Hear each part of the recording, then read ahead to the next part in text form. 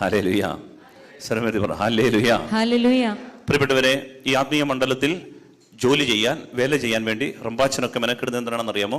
അത്രമേൽ വിലപ്പെട്ടതാണ് ദൈവത്തിന് ഓരോ ആത്മാവും. അപ്പം ഈ ഓരോ ആത്മാവിനും കർത്താവ് അഭിഷേകം നൽകും.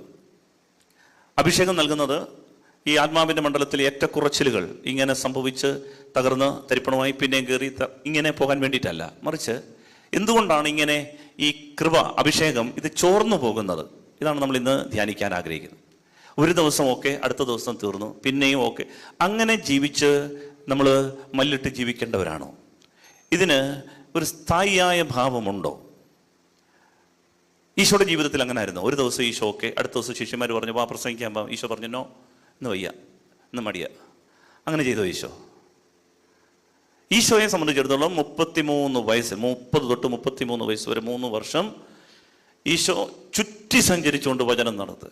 അവനെ കുറിച്ച് ലൂക്കാ 2:52 പറയുന്നത് എന്താണ്? യേശു ജ്ഞാനത്തിലും പ്രായത്തിലും ദൈവത്തിൻ്റെയും മനുഷ്യരുടെയും പ്രീതിയിൽ വളർന്നു വന്നു. പ്രായത്തിലും ജ്ഞാനത്തിലും ഈശോ വളർന്ന് വളർന്ന് വളർന്ന് ഇങ്ങനെ പോരുമായിരുന്നു. ഇങ്ങനെ കയറി ഇങ്ങനെയല്ല, ഇങ്ങനെ. ഹല്ലേലൂയ. ഹല്ലേലൂയ.